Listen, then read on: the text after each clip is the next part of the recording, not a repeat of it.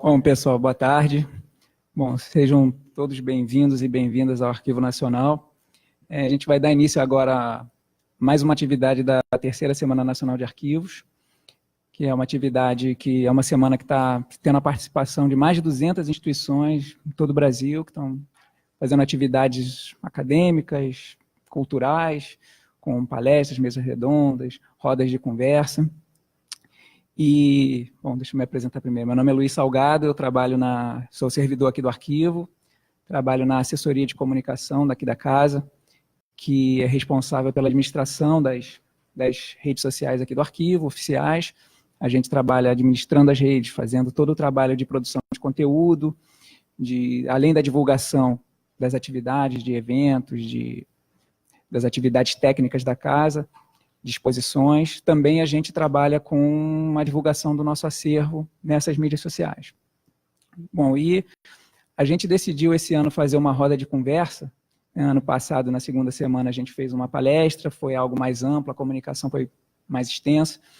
E esse ano a gente optou por fazer uma roda de conversa justamente para trocar experiência, para conversar com as pessoas, para que elas possam falar das suas atividades também, suas experiências nas instituições em que trabalham, ou se elas trabalham com as mídias sociais do ponto de vista da educação.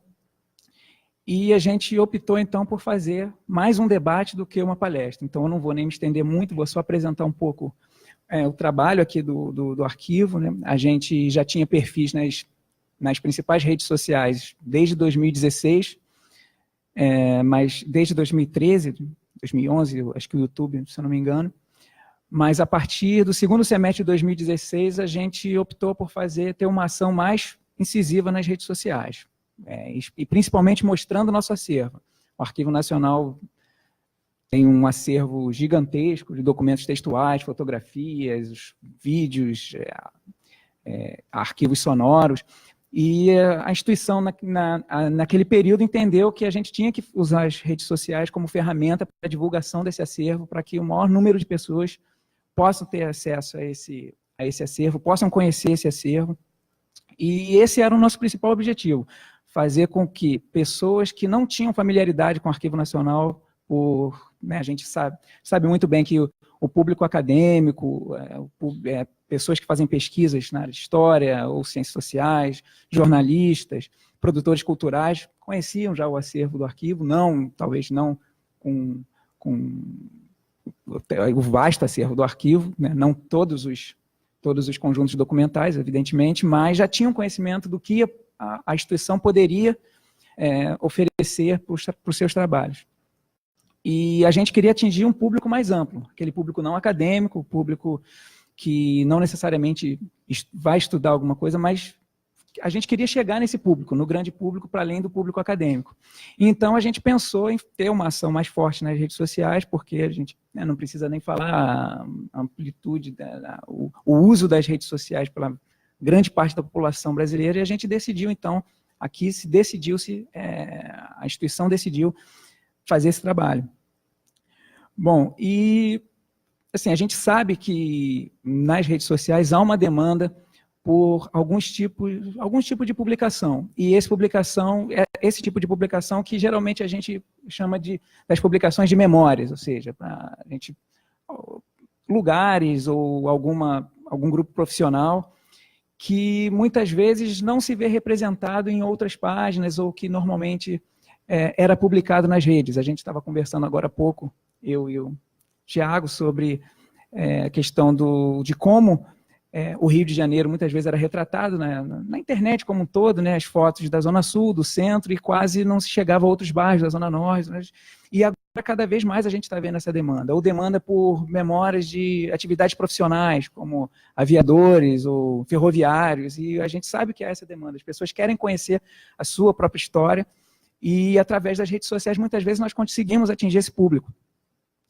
E então, a gente teve esse entendimento, né? E um outro aspecto que a gente sempre tem tentado fazer é tentar transmitir através das redes sociais um conteúdo que chegue a esse público de uma forma que muitas vezes essas pessoas nem conhecem ou a história de algum lugar, ou a história de alguma personalidade, e nós tentamos fazer isso. O exemplo que nós tivemos recentemente foi agora no mês de maio. A gente já tinha feito isso no ano passado e repetimos esse ano, né, que no mês da abolição, evidentemente, no dia 13 de maio, a gente vai publicar uma imagem, vai falar um pouco da Lei Áurea, que a Lei Áurea é um dos documentos mais importantes do acervo do Arquivo Nacional. Então, evidentemente, a gente tem que falar e tem que abordar esse assunto e mostrar a imagem do documento, falar um pouco mais sobre ele.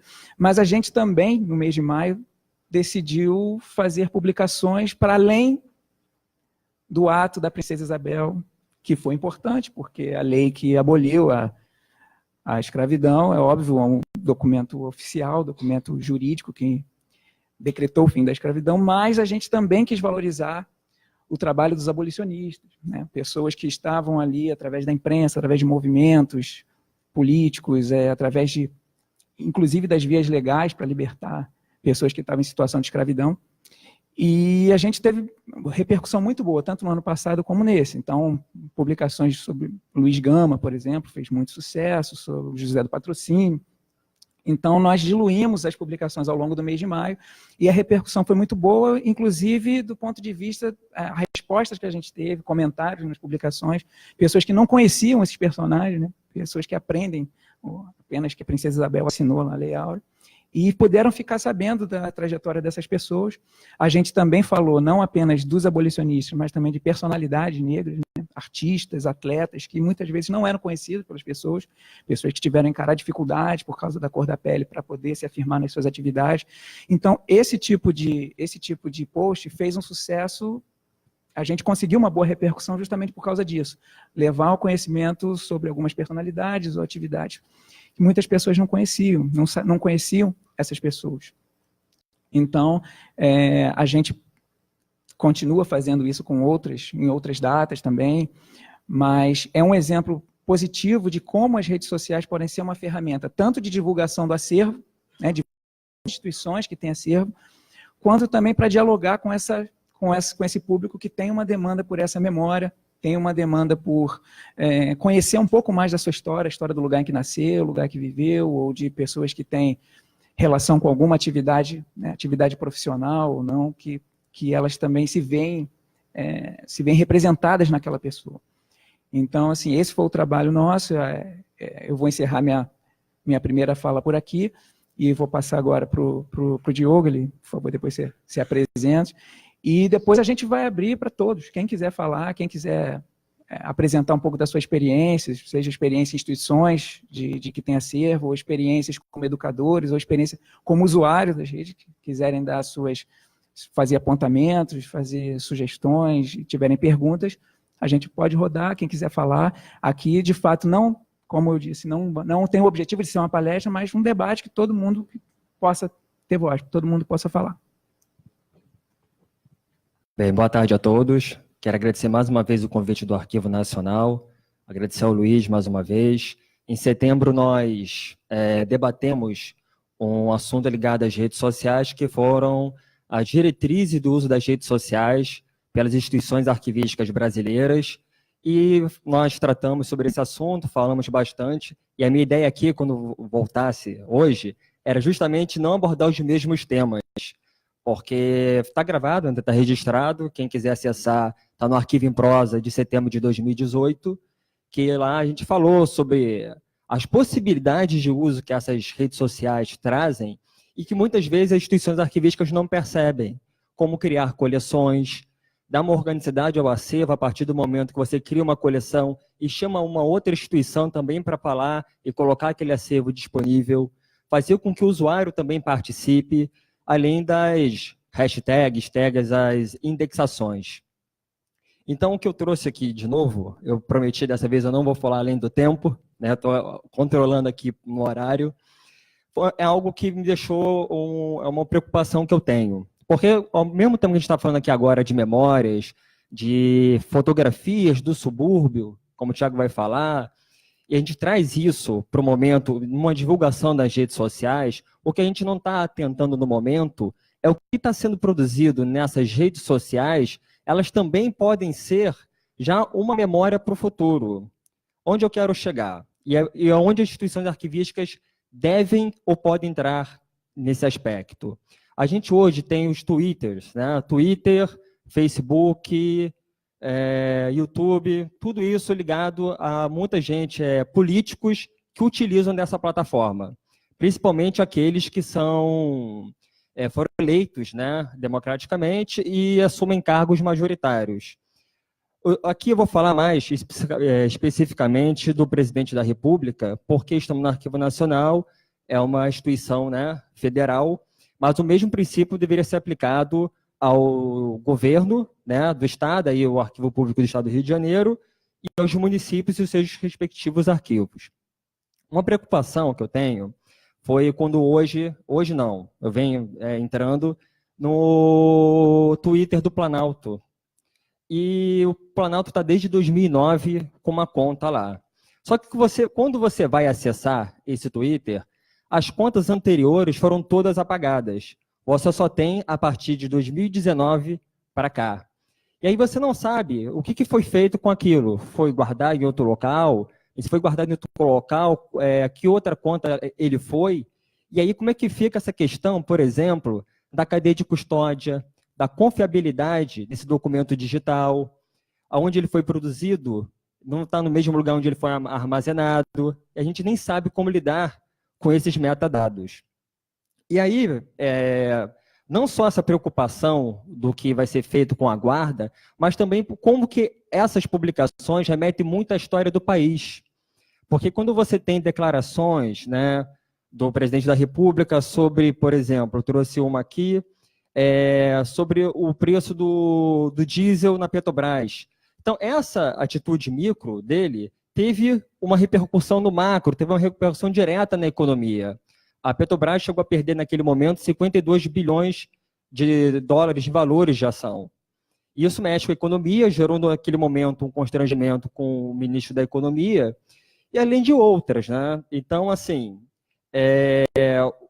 das relações diplomáticas. Então, o presidente da República, ele utiliza muito também do Twitter para falar das relações com outros países.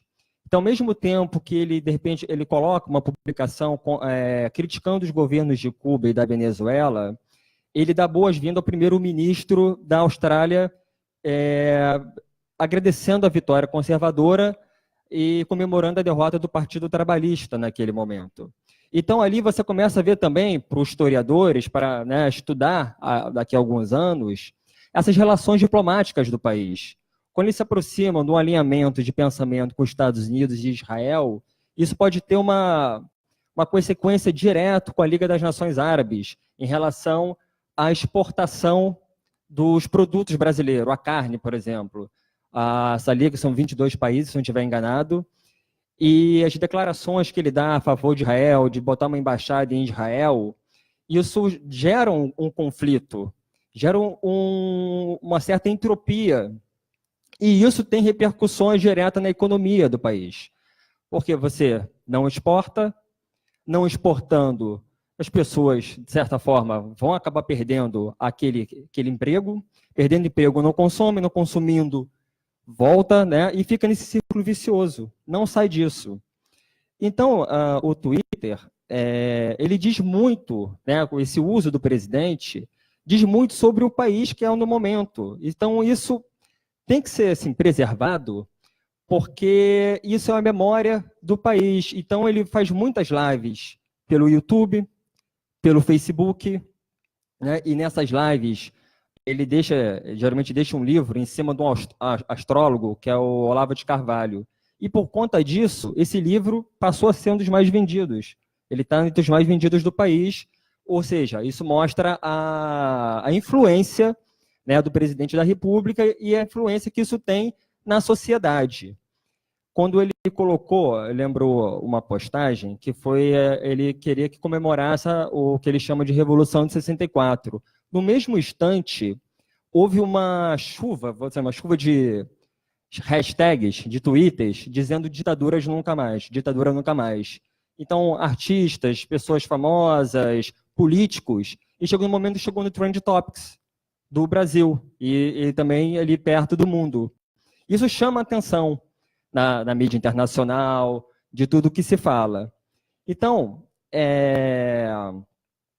a gente tem que também ficar atento nessas relações de quem segue e quem é seguido, porque isso são laços. Então, muito diz quem segue, né, na rede social, quem ele segue, quem ele curte. Isso diz muito o que, né, o pensamento do governo através do presidente. Aí, o que acontece? Os Estados Unidos, como Barack Obama foi o primeiro presidente lá a ter esse uso das redes sociais, eles tiveram uma preocupação, a partir de 2015, de fazer uma conta exclusiva para o presidente da República dos Estados Unidos utilizarem, que ele chama @POTUSA, né, presidente dos Estados Unidos. E após o mandato do presidente, quando ele termina, essa conta ela é renomeada, ela mantém o mesmo local, a mesma cadeia de custódia, fica no Twitter, o Facebook, YouTube, mas fica sob a guarda do Arquivo Nacional dos Estados Unidos. E o mesmo eles fazem. Então, por exemplo, o Barack Obama terminou o seu mandato, a conta dele virou POT-US 44, que é o número dele de presidente. E quando o Donald Trump assumiu, a conta foi totalmente zerada e voltou de novo POT-US. E assim eles preservaram também o do vice-presidente, da Secretaria de Imprensa, né, o porta-voz, e agora começaram a fazer também da primeira-dama. Tá? E aí essa minha preocupação é justamente isso, porque o presidente da República, a gente parece num momento agora de guerra de informação. A gente não sabe mais no que acreditar, né? Um veículo de informação mais tradicional, às vezes não desmente algumas coisas e fica elas por elas.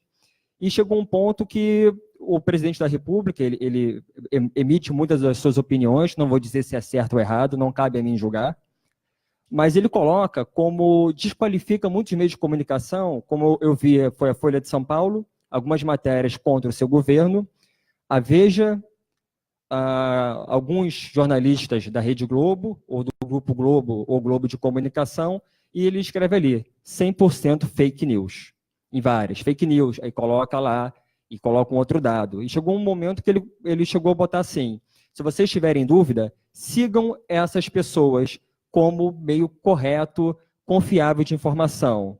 Aí tinha youtuber ali no meio, tinha o Olavo de Carvalho, e tinha outros que ele considerava confiável, mas nenhum deles como os meios tradicionais, né, mais conhecidos de todos nós. Então, quando ele fala muito da ameaça comunista e estimula também estudantes a gravarem os seus professores em sala de aula, que às vezes até lembra um pouco uma coisa de macartismo, ele estimula isso. Isso tem que ser guardado, preservado, porque isso é memória do país. Tá? Como eu disse, se é certo ou errado, não cabe a mim julgar. Mas isso é importante preservar. E aí eu acho que é interessante os arquivos começarem a pensar sobre o que está acontecendo atualmente. Isso também, o contexto, né, por mais que não seja ali um documento, ele é o presidente da República. Por mais que não esteja ali, a gente sabe que aquele é a opinião do presidente da República do Brasil. Então, até que ponto isso é oficioso ou isso também pode ter um caráter oficial?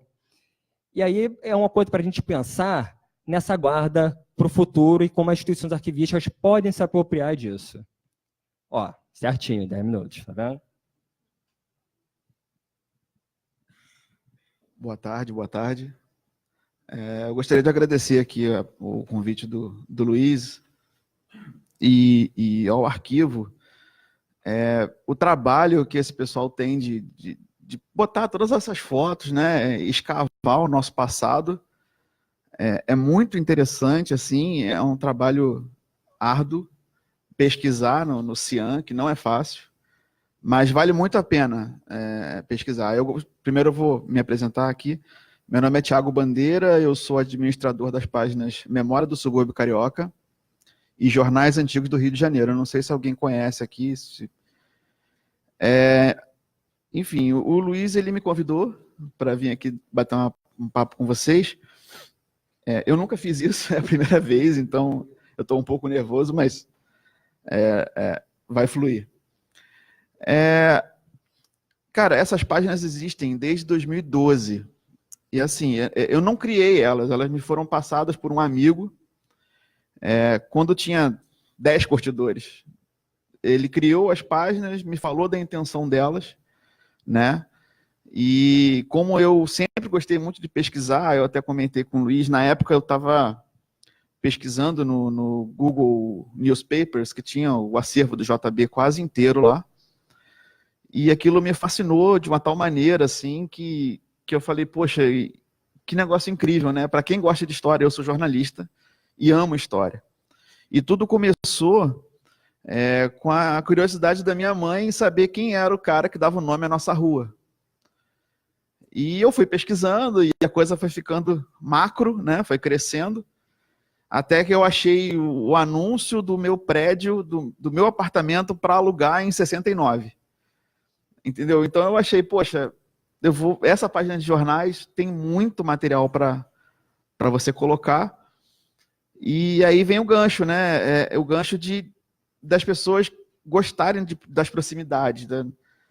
Poxa, eu tive, assim, graças a Deus eu nasci na Penha, que tem muito material antigo, por causa da festa da Penha, que existe, a igreja existe desde 1638, eu acho. Mas fora disso você não encontra. É raro encontrar um material de Olaria, Ramos, Braz de Pina. Se não fosse a cidade Jardim criada em 29, até 32, não teria mais nada sobre aquilo. E a memória do subúrbio carioca pega esse gancho.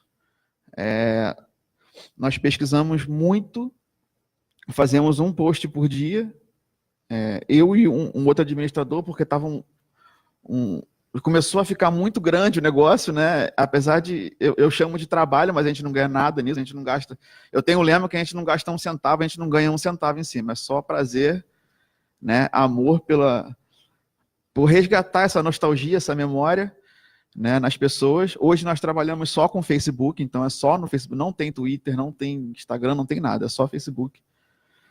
E o nosso prazer é resgatar essa memória nas pessoas e perceber que a maioria das fotos que a gente acha do subúrbio vem do Correio da Manhã, né? Do Correio da Manhã, que tinha a coluna do Jerico, que era o cara que relatava os problemas de todos os bairros.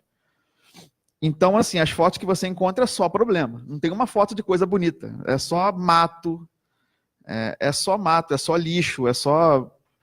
Então, isso serve muito para a gente falar, olha só como é que mudou, olha como é que melhorou. Entendeu? Até para a questão de valorização, porque a pessoa que mora no subúrbio acha que isso aqui é uma porcaria, isso aqui sempre foi uma porcaria. Sabe? E às vezes a pessoa olha lá e fala assim, não, olha só como é que já foi, olha como é que está agora. Entende? Então, assim, e isso pode servir também de um ponto da pessoa passar, sabe, a cultivar isso, a melhorar, a trabalhar para melhorar, né? Quem sabe, trazendo essa memória, isso volte a trazer naquela pessoa a sensação de que, pô, eu posso fazer algo para melhorar isso, né? E também ver que muita coisa melhorou dos anos 60 para cá. Nós temos canalizações de rio, construção de viaduto, né? Melhoria de pavimentação de rua, então assim, e aí vem a questão do desafio, porque tem coisa que a foto é só um cantinho de rua, mato, e você não tem informação de nada, assim, nada. E ruas que mudam de nome, é difícil de achar. Ontem mesmo nós publicamos uma na memória do subúrbio carioca, que uma rua perto do Engenhão, que se chamava Rua Atalaia, e não existe mais essa rua. Então eu tive que pesquisar na hemeroteca, que é a base de pesquisa dos jornais, né? E descobri que a rua mudou de nome para rua. Aí quando você posta, as pessoas vão comentando e vai criando aquele coletivo social, né? E isso é muito interessante. Aí um rapaz comentou no post falando que naquele lugar, era um terreno, a foto, não sei se vocês viram, Era um terreno que estava umas casas demolidas, estava só. Certamente o Jerico estava reclamando porque o pedregulho estava invadindo a rua. O pessoal demoliu a casa e o pedregulho ficou na rua.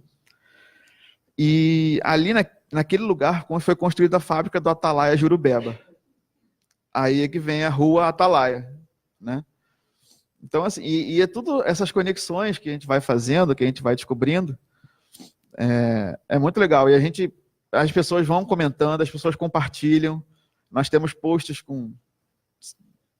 ainda mais quando se trata de um grande centro urbano, Madureira, Meier, Penha, posts com 1.500 likes, 600 e tantos compartilhamentos.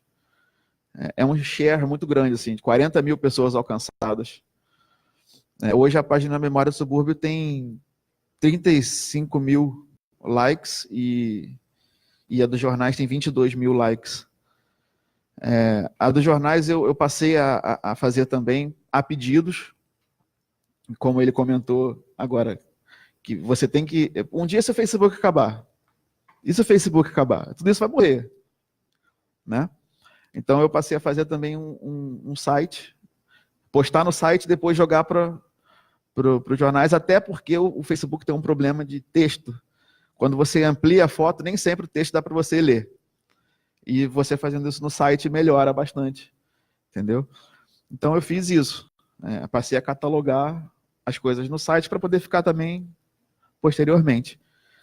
E, cara, é uma experiência muito legal, assim, a página dos jornais, então, as pessoas têm curiosidades, assim, eu cheguei a fazer uma época, há uns anos,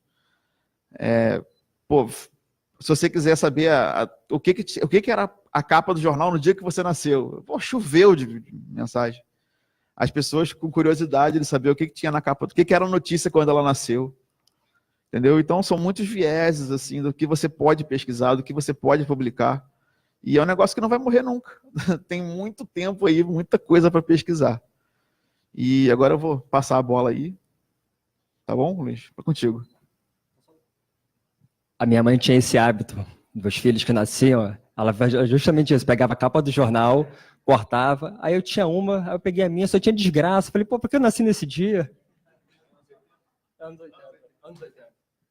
Pô, obrigado, gente. Muito obrigado pela fala de vocês aí, achei brilhante. Olha, tá aberto para quem quiser falar, tá? Para quem quiser falar sobre alguma experiência também, como seguidor ou como trabalhador de instituição de memória que trabalha com as redes sociais, tá aberto aqui.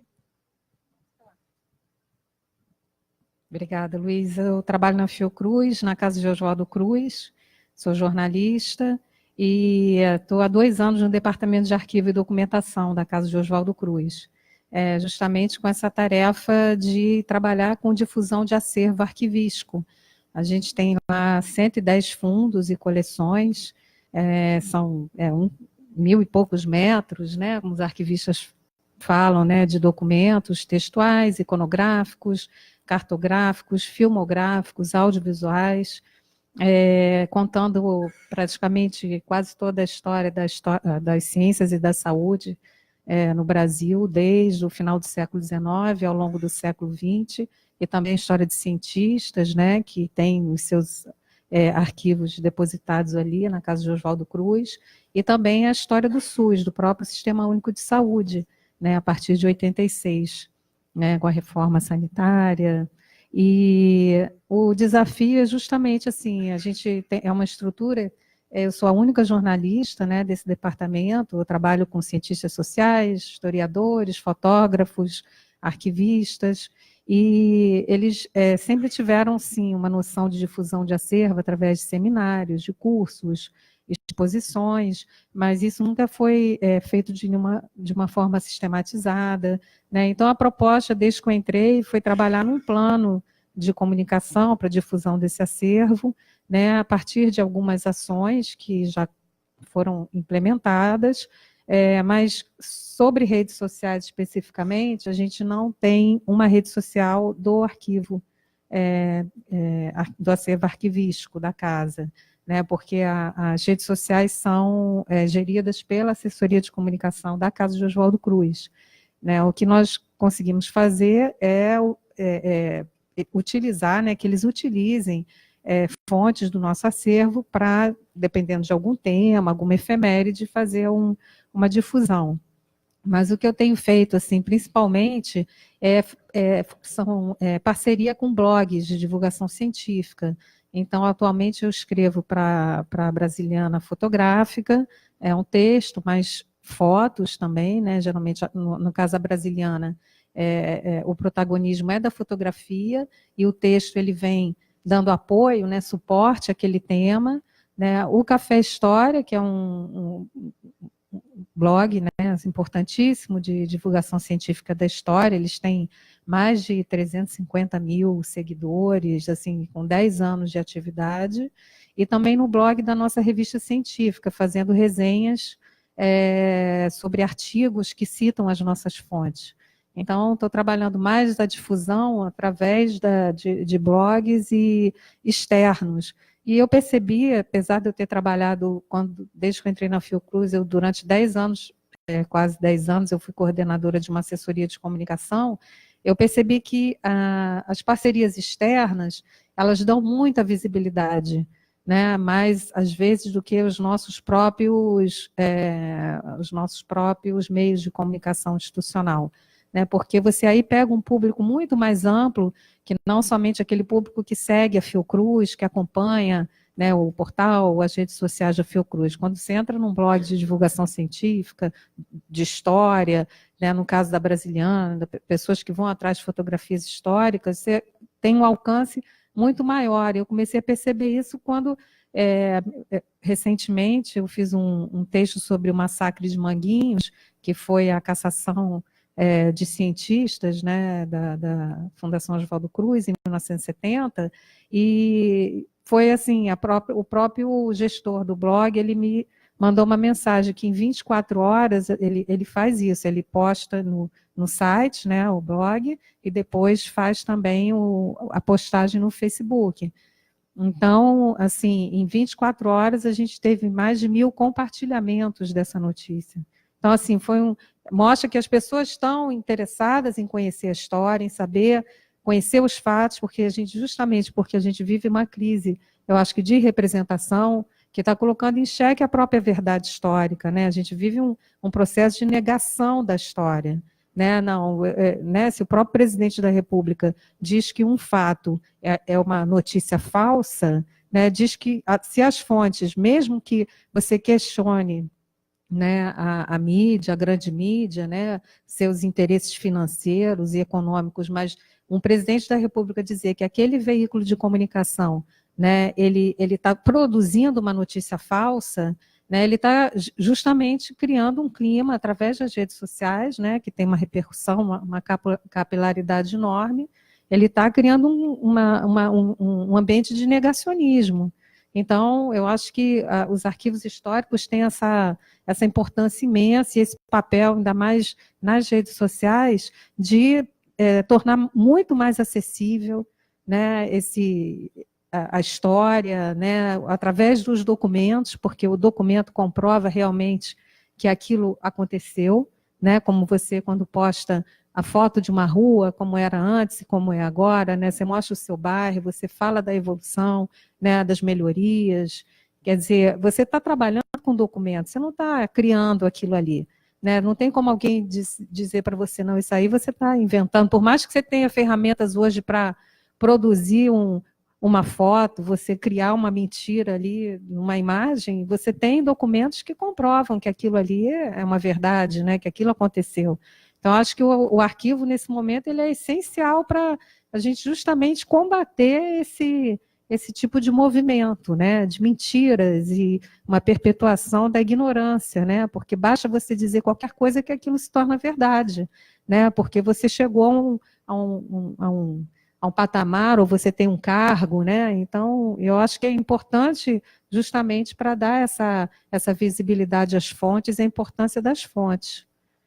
É isso que eu acho que a gente pode, né, conversar.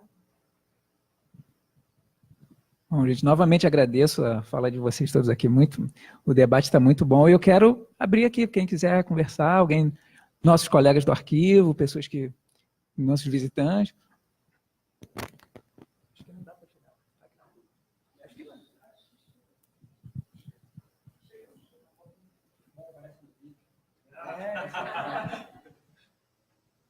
Olá, boa tarde. Sou Leonardo, servidor aqui do Arquivo Nacional. Queria parabenizar as falas e eu tenho uma pergunta, talvez o Luiz possa responder mais, mas também vocês, como você falou, das publicações, das postagens que tenham mais impacto, que tipo de temas vocês perceberam que tiveram maior alcance junto ao público?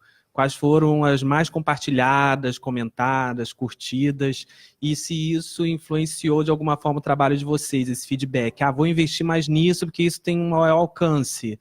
Eu sei que todo ano aqui a Ascom publica sobre a Lei Áurea, sobre Tiradentes, isso sempre bomba. Então, que tipo de coisa... Para aparecer mesmo no vídeo? Então, tá beleza. Então, eu queria saber de vocês, nos respectivos esferas de atuação, o que esse retorno do público, se isso fez vocês mudarem a visão sobre o trabalho e investir mais em determinados temas ou documentos do que outros. Seria mais ou menos isso. Eu acho que seria bom a gente, não sei, a gente fala agora e depois passa para outras pessoas ou faz outras perguntas. Vamos respondendo, né? Bom, Leonardo, assim, a gente, nesse tempo que a gente está trabalhando lá nas mídias, assim, eu vou falar especificamente de duas mesmo, porque a gente tem várias mídias aqui que depois, com mais calma, eu posso até falar, mas falando especificamente do Facebook e do Instagram. Assim, o Facebook, a gente percebe que esses temas, de fato, de documentos históricos, documentos que são... O documento monumento, ele muitas vezes faz muito sucesso mesmo. As pessoas querem ver, as pessoas... E o que é importante para a gente, aqui do arquivo, principalmente, é para demonstrar assim, o nosso acervo, para mostrar o nosso acervo, dizer que aquele documento está aqui, né, porque às vezes as pessoas não sabem que a Lei Áurea está sob a guarda do Arquivo Nacional, que o processo o julgamento contra o Tiradentes, contra os conjurados, os inconfidentes, né? Está aqui, as pessoas muitas vezes não sabem, então isso é importante a gente dar visibilidade, tem muito compartilhamento, de fato. Então, esses temas históricos no Facebook fazem muito sucesso. Mas, à medida que a gente também foi publicando outros posts, tentando atingir esse público mais amplo, a gente também conseguiu bastante sucesso com fotografias. Um dos exemplos que a gente tem de maior sucesso no Facebook foi uma fotografia do bairro de Campo Grande. Quer dizer, a gente publicou uma foto que pegava uma parte de uma das ruas do bairro de Campo Grande e um pouco da estação de trem. Então, aquela fotografia, muitos moradores do bairro nunca tinham visto, nem parecida, né? Era uma fotografia dos anos 60, então você vê claramente, a gente sempre conversa aqui no arquivo, que as nossas publicações, elas dialogam com a familiaridade e o estranhamento. A familiaridade é porque o sujeito vê que aquele é o bairro dele, ele passa por ele todo dia. Mas o estranhamento porque ele vê que os ônibus são totalmente diferentes, a vestimenta das pessoas é diferente, né? Às vezes, onde há vendedores ambulantes na época não havia. E um dos comentários interessantes nesse post de Campo Grande foi assim, olha só aquele morro, né? Quer dizer, as pessoas identificaram pelo aspecto geográfico, né? E depois, obviamente, a estação, as pessoas identificaram. E esse foi um dos posts mais curtidos no Facebook, quando a gente fazia uma série no Facebook, a gente falava de bairros do Rio. Justamente por aquilo que a gente estava conversando, porque as imagens da Zona Sul, a maioria das pessoas conhece, mas Zona Sul e do centro. Então, há um saturamento dessas imagens no Facebook, na internet em geral. Mas do subúrbio, dos bairros de Zona Norte, Zona Oeste, muitas vezes as pessoas nunca viram. Então, também, alguns bairros fizeram muito sucesso. No Instagram, existe a questão também da imagem, principalmente da imagem. Então, o que a gente percebe é assim, o Instagram, a gente trabalha aqui com o Instagram divulgando o acervo, né? A gente, na publicação principal, a gente não faz publicação de divulgação de evento, comunicação institucional, nós usamos os stories para fazer isso, até por causa do link, né? O link, você não consegue colocar um link acessível na publicação principal, mas você consegue colocar nos stories. Então, assim, o que a gente vê é que a repercussão é muito positiva pela imagem. Então, e algumas tipologias documentais fazem mais sucesso. Além da fotografia, claro, assim, mapas muitas vezes fazem muito sucesso, as pessoas gostam muito de ver mapa no Instagram. E muitas vezes plantas de prédio, né, plantas de arquitetura. A gente tem muitos seguidores que são da área de arquitetura, estudantes de arquitetura, que gostam muito dessas publicações, mas também a gente tem o temático. Então, esse mês de maio que a gente publicou também, assim como no Facebook, nós publicamos no Instagram um pouco da história do José do Patrocínio, do Luiz Gama, de atrizes como Ruth de Souza e Léa Garcia, também foi muito sucesso. Pessoas que muitas vezes... E aí, qual é algo muito interessante no Instagram? A gente consegue pegar a atenção da pessoa pela imagem, mas a gente percebe que a pessoa também está lendo o texto. Então, a gente faz ali uns 2 ou 3 parágrafos, a gente não pode colocar texto muito grande, o Instagram também tem limite de caracteres, é muito maior que o Twitter, mas tem. Mas as pessoas leem, muitas vezes as pessoas, não sabia que a pessoa fez tal filme, ou que a pessoa recebeu tal prêmio. Então, assim, é muito interessante a gente ver os comentários das pessoas dizendo para a gente que não conhecia. E embora a gente não consiga, muitas vezes, dar conta de toda a riqueza da trajetória das pessoas, a gente consegue, pelo menos, mostrar algo, mas também plantar uma sementinha ali que a pessoa possa pesquisar depois por ela mesma e conseguir saber mais informações. Então, mas no Instagram a gente percebe isso claramente, assim, que a imagem faz toda a diferença.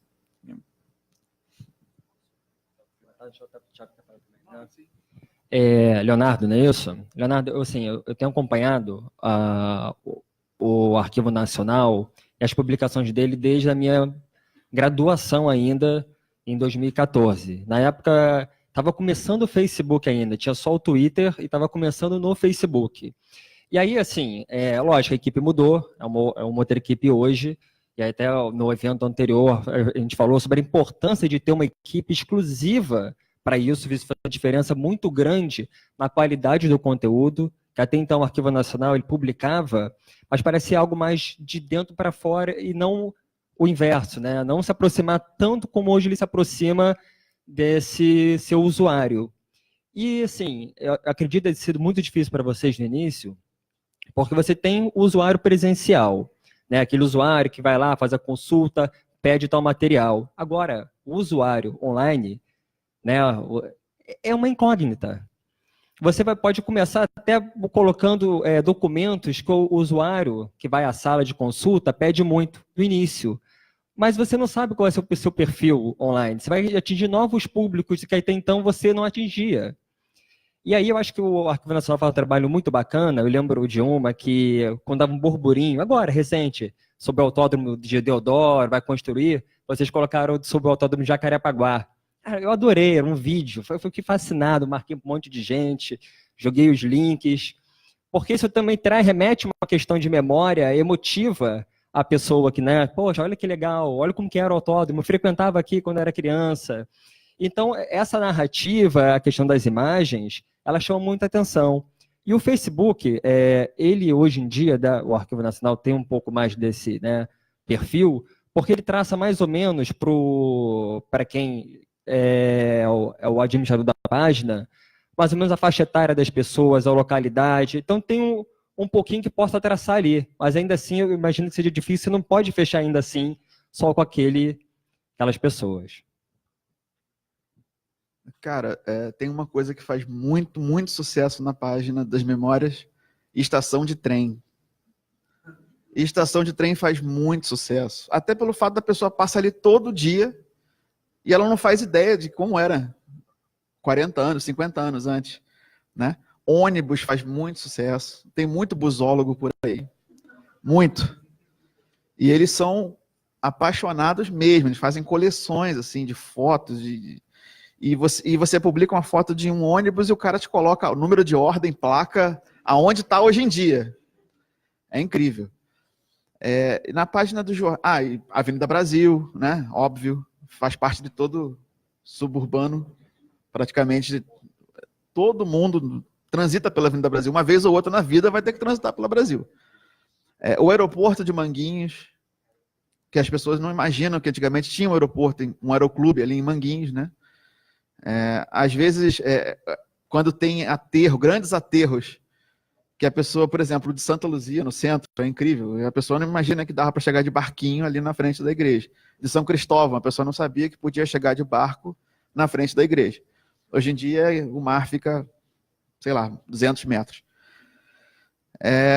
E a página dos jornais me chamou muita atenção uma vez, quando estavam escavando para a obra do VLT, acharam uma loja antiga de escravos. E, obviamente, eu fui pesquisar na hemeroteca e achei o anúncio da loja. E publiquei. E foi um sucesso absurdo, assim, um absurdo. Então, assim, temas que remetem à escravidão, escravo fugido, que eram comum, tem muito. As pessoas se interessam. E é engraçado, eu brinco sempre, na página dos jornais, quando acontece algum fato, a página tem que publicar sempre o dia seguinte, né? Porque no dia que você, aconteceu, por exemplo, Lei Áurea. Se eu for lá no dia 14, não tá lá. Se eu for no dia 13, provavelmente não vai ter. Entendeu? Então, assim, as coisas saíam no jornal sempre no dia seguinte. Então, é engraçado. Às vezes a pessoa vai pela data e o fato está no dia seguinte. Né? Basicamente é isso. Assim, a dos jornais eu publico também muito propaganda. Propaganda antiga. Remete muito à nostalgia. Essa semana eu publiquei do sorvete sem nome. Todo mundo ficou com gostinho na boca agora do sorvete sem nome. Quem viveu aquela época, exato, aquele potinho verde, de milho verde. Então, assim, isso mexe muito com as pessoas. Sim. O vespertino matutino. E isso também, às vezes, complica na edição, também, porque a notícia é uma de manhã, de tarde ela já é outra, né? Porque tinha as suítes, né? E é isso. Hashtag volta sorvete de milho verde sem nome. Gente, mais alguém? Alguém quer... Patrícia.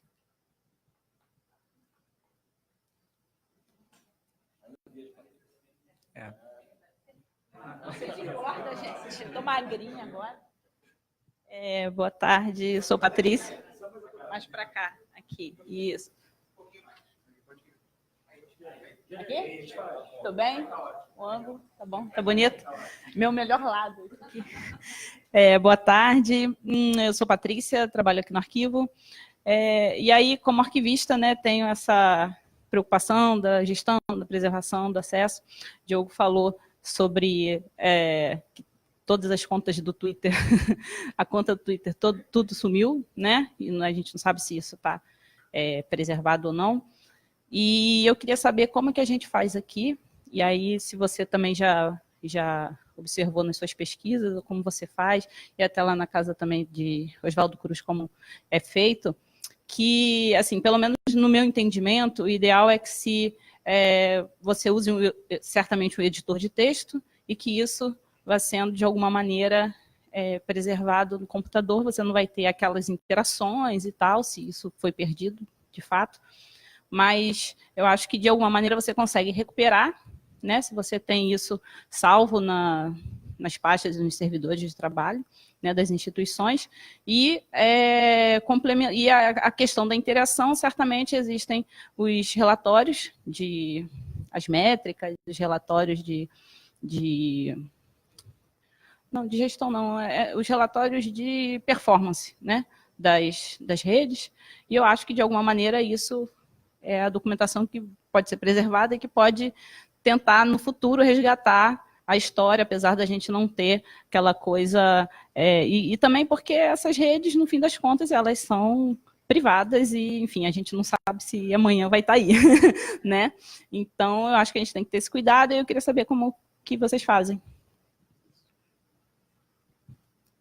Ótima pergunta, Patrícia. Então, pegando o exemplo do Nara, o que ele fez? Para manter essa custódia, né, e autenticidade desse documento digital, ele pegou aquela conta que já existia, renomeou apenas o nome do usuário e manteve de volta o nome original vazio para o próximo presidente. Então, ele pegou o POT US, né, President of the United States, que é a conta, trocou, botou o número 44 e começou uma outra conta com o arroba. Então, ele manteve a custódia, né, manteve o mesmo repositório, o mesmo local. E aí, realmente, é uma pergunta que eu acho que a gente tem que pensar bastante. São empresas privadas de capital aberto. Se amanhã essa empresa não existe mais, o que faz? Como que a gente vai recuperar essa informação? Sem perder a autenticidade desse documento digital, a integridade dele? A questão, de fato, é um é um grande desafio, assim, porque nós conseguimos recuperar todo o conteúdo que nós produzimos. Então, todos aqueles textos, e inclusive as imagens que nós tratamos, né, porque nas nossas mídias sociais nós aplicamos a logomarca do Arquivo Nacional. Porque a gente sabe que até a página Memória Subúrbio Carioca, muitas vezes eles publicam imagens nossas e lá na página, de fato, eles dão o crédito, o Arquivo Nacional, inclusive o fundo e o código. Né? Lá, a pessoa que encontrar lá na publicação, na página do Memória Subúrbio Carioca, quiser pesquisar aqui no arquivo, ele vai saber, vai ter o código. Então, isso é uma coisa muito boa para a gente. Ajuda o pesquisador e ajuda a dar o devido crédito. Mas em muitos lugares, como a gente sabe que a internet, o compartilhamento é automático, né? As pessoas vão compartilhando, muitas vezes não dão crédito, mas a logo está lá. E nós temos essas imagens armazenadas na rede e os textos produzidos. Agora, a questão que a gente já, inclusive, conversou com os colegas nossos lá da gestão de documentos e que a gente vai voltar a conversar sobre isso, é de fato, assim, a publicação ele é um documento, ele registra a nossa atividade, mas ao mesmo tempo, ele não é fixo, né? Porque o que a gente publicou, ele fica lá, o texto. Mas as interações, os comentários e as nossas respostas, como é que a gente faz para registrar tudo? Porque muitas vezes nós respondemos comentários de publicação que nós fizemos há 2 meses. Então a gente teria que pegar todas as publicações, ficar acompanhando todos os comentários. A gente, de fato, ainda vai ter que discutir, de fato, para ver como faz isso. Mas o conteúdo produzido, os textos e as imagens, até porque todo o texto que a gente salva em um arquivo na rede, na pasta de rede, ela tem lá a anotação, o código completo, então a gente consegue recuperar aquela imagem também. Mas o fato, a publicação em si, que está lá no Facebook, ela de fato a gente vai ter que descobrir como um meio de fazer isso. Agora, a gente sabe dessas questões todas de que Facebook, Instagram, são empresas privadas. Mas a nossa opção por ter uma atuação tão grande nessas mídias é, de fato, o potencial que a gente tem para chegar ao público mais diversificado possível. E em todas as partes do Brasil, e inclusive do exterior, né, a gente tem uma das nossas redes, que é o Flickr, que a gente um banco de imagens, a gente tem um seguidor belga, que é um fotógrafo belga, que então ele compartilha as nossas fotos lá. Então, assim, ele faz estudos de imagens, estudos de alguns lugares no Brasil, estudos para o trabalho dele de fotografia. Então, quer dizer, a gente consegue chegar nesse público, mas a gente tem essa noção de que são empresas privadas, de que um dia podem acabar ou se transformar em outra coisa, né? Porque ou vir outra e suplantar aquela, como o Facebook fez com o Orkut, né? Então, assim, isso é possível de acontecer. Até que o Facebook está até durando muito, né? Porque o Orkut foi pouco tempo. Mas o Instagram, a gente sabe que eles vão mudando também os recursos, vão criando os novos recursos, então a gente vai tentando também se adequar nisso. Agora, essa questão, de fato, de saber o post, daquele post exato, como a gente vai fazer, de fato, a gente vai ter que discutir ainda. Até os algoritmos, as empresas vão mudando de tempos em tempos, então aquela postagem que teria maior repercussão acaba não tendo, ou tendo, aí por conta dos algoritmos que eles vão trocando as empresas, né, segundo os critérios que ela bem entender. Mais alguém? Boa tarde a todos. Sou Jussara Alves, trabalho no Ministério da Saúde, em Centro Cultural, tenho também uma experiência com rede social, né, a partir de 2015. Temos uma experiência também de exposições, divulgação da memória e de informação, disseminação da informação. Então, a minha pergunta é para o Diogo e para o Luiz. Como é que está, porque eu não tenho participado muito, como é que está a questão dentro do Conselho, essa discussão das mídias sociais, a preservação dessa memória, a guarda? O que está, teve algum avanço? Como é que está ocorrendo isso? Se vocês devem estar participando, né? Para qualquer um, aliás. Eu posso começar. Há um tempo, né, teve, acho que foi público, que não teve mais os encontros, né, do CONAR, que houve, né, um atraso, né, do pedido. Então, assim, eu comentaram comigo que talvez me chamassem até para a gente conversar essa possibilidade em cima da dissertação, das diretrizes, né, para as instituições arquivísticas, e se de repente o CONARC conversasse, levasse isso para a pauta. Mas aí eu acabo não tendo, né, alguns encontros, aí eu acho que o Luiz vai estar mais por dentro do que eu. Pois é, eu particularmente também não sei, não saberia te dar essa informação, assim, se isso já está sendo trabalhado, não sei se alguém do CONARC poderia falar, mas eu simplesmente não estou.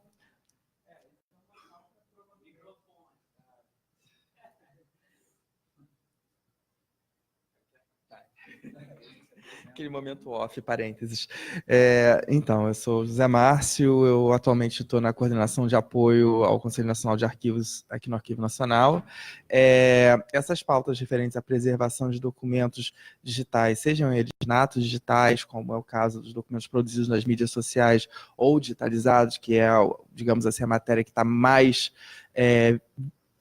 vigente agora nas discussões, são encaminhados para a Câmara Técnica de Documentos Eletrônicos do CONARC, né, que trata esses assuntos, faz estudos e produz orientações técnicas que são levadas aí sim ao plenário do Conselho para serem votadas e entrarem em vigor. Então, é uma discussão que existe, sim, que eu acompanho o trabalho da CTDE, da Câmara Técnica, mas que a pauta de discussões em função da digitalização de documentos e alguns instrumentos normativos que estão sendo agora levantados, um projeto de lei que prevê a eliminação de documentos após digitalização, uma medida provisória agora que também está indo nesse sentido, estão tomando muita pauta do CONARC e da Câmara Técnica para essa questão da digitalização. Então, os documentos natos digitais, eles são abordados em uma série de documentos, são tratados no EARC Brasil, são tratados em outros documentos que tratam de repositórios digitais confiáveis, mas ainda não foram especificamente na preservação de mídias sociais. Então, assim, é uma pauta que a gente tende a reiterar, mas está na fila. É uma luta, porque existe uma...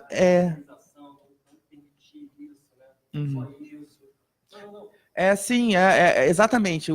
A comunidade arquivística como um todo está muito focada na preservação dos documentos originais de interesse público, né, independentemente de serem digitalizados ou não. Então, isso já é uma pauta que já está há alguns anos. E até passar isso, acredito que vai ser difícil encaminhar muitas outras, mas já está na pauta, sim.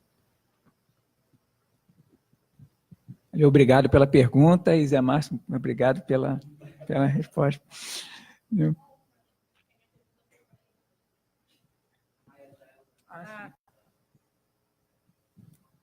Patrícia, né? Bom, eu não sei, eu não tenho como te falar sobre as redes sociais da Casa de Oswaldo Cruz, porque eu não estou na assessoria de comunicação. Né? A única assim, experiência que eu tenho é aquilo que eu disse, né, sobre esse trabalho num blog de divulgação científica e a percepção de que quando a gente aborda algum tema da atualidade e usando os arquivos, né, como testemunho, né, daquela história, a repercussão é muito grande, o resultado é muito bom, né? Eu posso trabalhar, às vezes, um tema super interessante da história, mas que não tenha, talvez, algum gancho com o tema atual. E aí, quando você traz isso para o presente, né, e mostrando os arquivos e conta a história a partir deles, realmente o resultado é fantástico. Né? Eu até ia falando sobre isso e também meio que perguntando uma coisa para você. Existe uma empresa que é uma multinacional de relações públicas que tem uma base aqui no Brasil, que é a Edelman Significa. E todo ano eles lançam um estudo que eles fazem no Brasil sobre assim, quais as fontes que você considera confiáveis, né? Em que você acredita, né? E a cada ano essa pesquisa mostra que as instituições, a imprensa, as empresas, as instituições públicas estão cada vez menos consideradas como fontes confiáveis e que as pessoas cada vez acreditam mais em pessoas como ela mesma, como elas mesmas, né? Então, eu acho que essa estratégia, digamos assim, desse governo, que tenta ser um marco zero, né, um novo Brasil, um novo começo, de excluir, ou a gente não sabe, né, como você falou, o que aconteceu com essas postagens do Twitter desde 2009, né, eu acho que isso não é inocente, assim, além de você tentar apagar um passado, né, você construir um discurso, no caso, baseado na persona, né, no caso do próprio presidente.